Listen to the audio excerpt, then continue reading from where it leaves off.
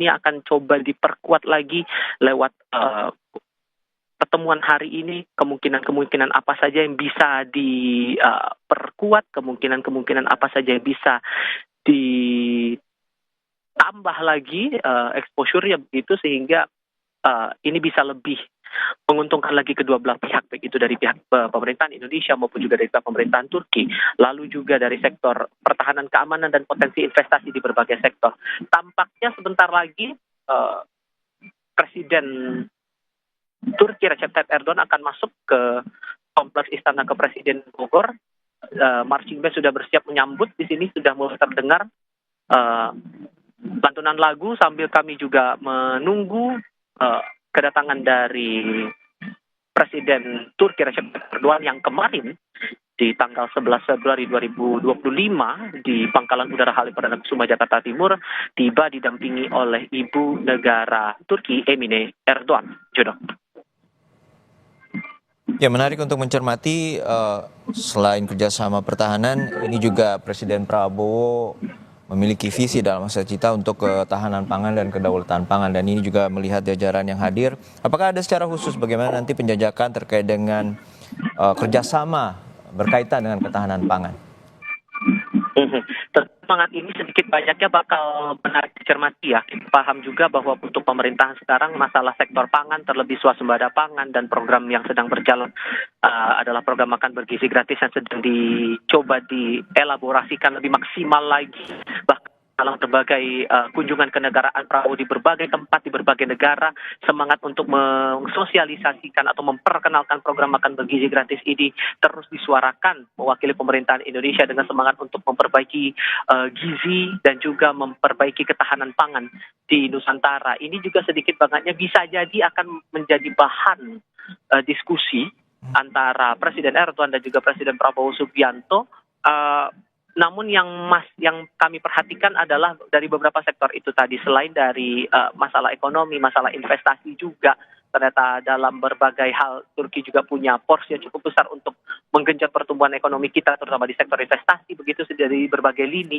Ini juga yang bakal kami tunggu saat nanti kedua tokoh selesai melakukan pertemuan, dan diperkirakan pada siang nanti, rentangnya sekitar pukul 1 siang kemungkinan bila tidak ada perubahan jadwal ya, akan ada keterangan pers resmi yang akan disampaikan oleh kedua tokoh selepas pertemuan komunikasi empat mata antara Presiden Prabowo Subianto dan Presiden Recep Tayyip Erdogan. Jodoh.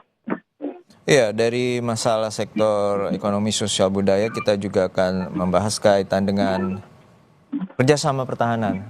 Apa sudah ada bocoran terutama dari sebelumnya Duta Besar Republik Indonesia untuk Turki Ahmad Riza Purnama menyatakan bahwa selain isu terkait dengan pertahanan, ini juga ada kerjasama khusus terutama terkait dengan pengembangan jet tempur, pengembangan kapal terutama untuk operasi kemanusiaan, kapal laut terkait dengan juga kapal selam dan juga nirawak.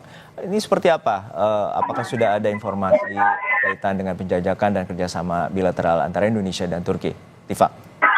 Iya, sedikit banyaknya ada kaitan ke sana. Kalau kami kaitkan lagi dengan pertemuan antara Menlu Sugiono dengan Duta Besar Turki untuk Indonesia, pembahasan soal itu juga sempat dijajaki begitu.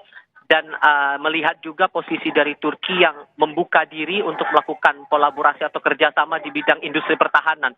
Di depan mata saya sekarang Presiden Erdogan sudah masuk disambut oleh para pelajar dan 75 pasukan berkuda. Ini sambil kita melihat nanti sebentar lagi akan disambut oleh Presiden Prabowo Subianto. Sebelum akhirnya nanti kedua tokoh akan masuk ke dalam istana kepresidenan.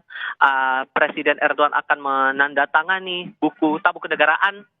Dan yang terlihat sekarang, Presiden Prabowo sudah menyambut dengan hormatnya kepada Presiden Turki Recep Tayyip Erdogan.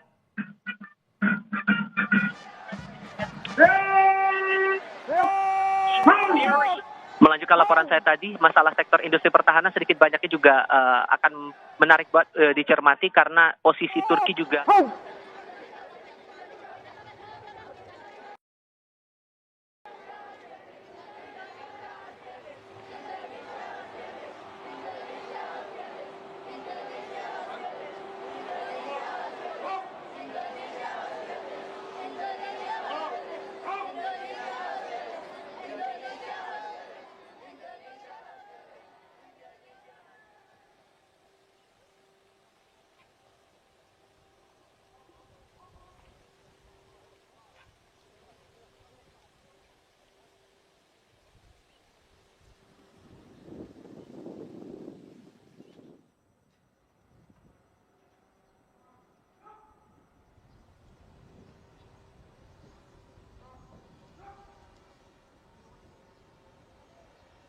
Hormat senjata.